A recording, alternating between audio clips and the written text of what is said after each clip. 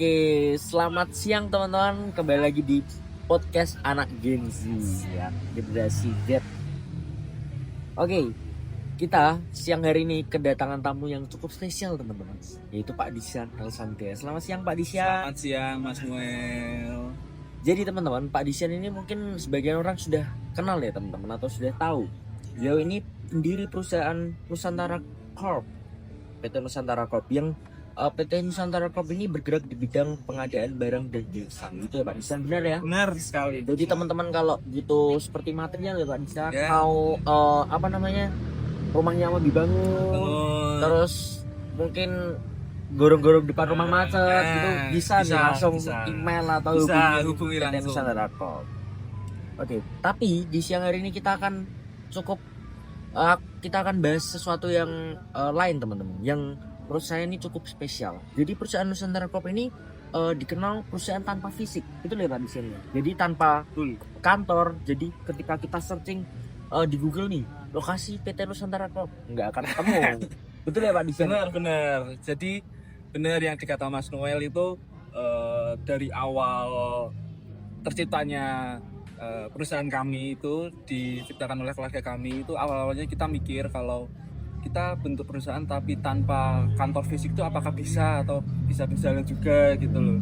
Nah di awal-awal emang itu Mas Noel susah, Berat untuk bertemu dengan kliennya, untuk memanage karyawannya, untuk yang bekerja di lapangannya, itu awal-awal memang susah. Ya emang kan begitu, harus sebuah perusahaan itu kalau tanpa komunikasi Ya, emang benar. istilahnya gimana mau berjalan gitu Pak Disyan. Oke, tapi sebelum lanjut Pak Disyan, aku mau tanya dulu nih. Ini perusahaan ini dibangun atau didirikan tuh sejak tahun kapan sih Pak Disyan kalau boleh tahu? Jadi sudah berjalan berapa lama? Dari tahun 2014 Mas Noel. 2015. 2014 di bulan September. Jadi Oke. sudah Berarti mungkin 11 tahun 11 berarti tahun kalau ya. terhitung Ya, sampai Ya, 2025 ini ya. Sekarang kan bulan November nih. bulan November. Oke Pak Disyan, memang kalau saya lihat itu keren juga. Maksudnya gimana bisa dan gimana Anda atau keluarga Anda itu mengkomunikasikan semuanya, perusahaannya jadi terintegrasi tapi tanpa bertemu langsung. Gimana tuh Pak Disyan caranya? Jadi yang pertama itu kami bersama-sama untuk berkolaborasi dengan perusahaan lain tentunya dengan tujuan dengan perusahaan yang sama, maksudnya itu untuk bersharing, untuk belajar bersama, untuk gimana sih caranya untuk lebih tepatnya lebih bisa untuk memanage ke depannya untuk lebih baik lagi, dan lama-lama itu bisa menjadi batu loncatan untuk kita, untuk perusahaan kita, untuk lebih maju, untuk lebih berkembang lagi. Oke, tapi aku mau tanya di ini Pak Disyan, cara komunikasinya dengan teman-teman atau Oh, cara karyawan-karyawannya komunikasinya. itu Oke. bagaimana Pak Disyan? Untuk cara komunikasinya ya, cara komunikasinya sih simpel, sederhana aja sih Mas Noel. Saya itu punya bawaan satu orang itu untuk saya percayakan di dalam lapangannya nanti untuk pekerjaannya.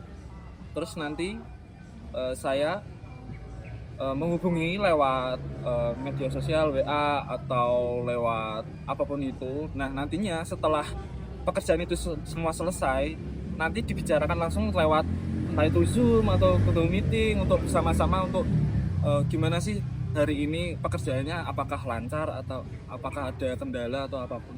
Oh, berarti langsung semuanya lewat online ya Pak Disyan ya. Berarti semua kontrol, semua file-file itu juga di online ya Pak Disyan. Oh, keren ya. Berarti ini kok bisa kepikiran nih? Karena kan kalau notabene orang kerja gitu, mau kerja dipercaya sebagai pekerja atau sebagai karyawan kan seringkali kita harus lihat istilahnya sifatnya, attitude-nya, mungkin bahkan kadang sebagian orang atau CEO perusahaan itu harus lihat fisiknya supaya percaya gitu. Nah, ya benar sih kalau dikata Mas Noel tadi, kalau mau lihat secara visinya itu gimana ya, saya pun juga merasa agak ragu gitu loh kalau tidak melihat langsung gitu. Jadi saya mengambil beberapa karyawan atau merekrut beberapa karyawan itu dari pengalamannya, dari sifat orang itu, terus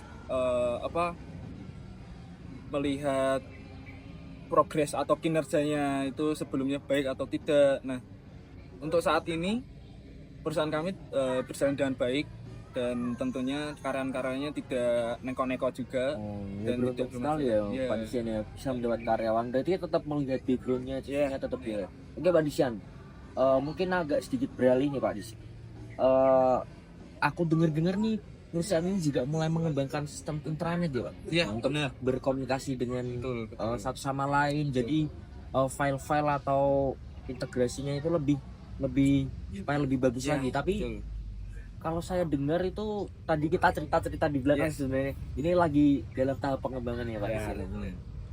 Gimana kok bisa kepikiran itu? Apakah melihat perusahaan lain atau bagaimana? Ya, tentunya yang dikatakan itu benar. Saya melihat beberapa perusahaan yang sama bergerak di bidang seperti ini tuh menggunakan intranet Mas Noel. Jadi untuk file-file, untuk data-data penting, untuk laporan keuangan, laporan keluar masuk keuangan apapun itu. Jadi kita butuh intranet untuk kerahasiaan kita, untuk privasi kita, untuk menjaga keutuhan data itu.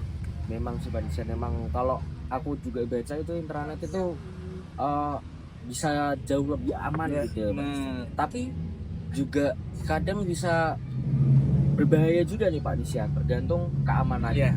Nah itu kalau boleh tahu, apakah saat ini sedang mengembangkan sistem keamanannya atau lebih ke sistem operasinya gitu Pak Disian?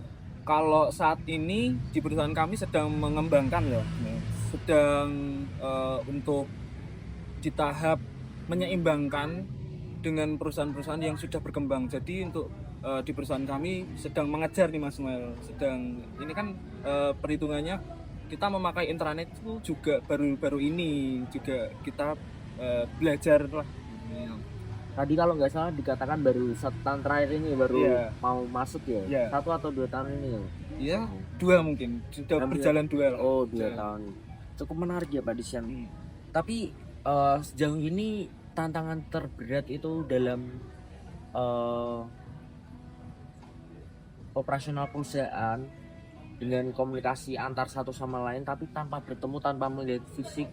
Mungkin kita nggak tahu karyawan kita itu tingginya seberapa itu gimana Pak Disian? Tantangan terberatnya apa sih? Kalau boleh tahu? Seringnya yang terjadi itu karyawan itu bisa menjadi apa ya, ada beberapa satu atau 2 karyawan gitu yang bisa seenaknya saja untuk bekerja atau tidak memenuhi tanggung jawabnya begitu Mas Noel. Terus apalagi ya, seringnya itu sih Mas Noel, Lebih tidak. sering itu berarti mungkin karena merasa nggak ketemu bosnya Nah, ya. benar, Jadi seringnya lah itu. nggak mungkin dimarahin mungkin. Tapi kan kembali lagi sebagai bos kita juga selalu cek, mungkin ada manajer kita yang selalu check and control gitu Mas Disian ya.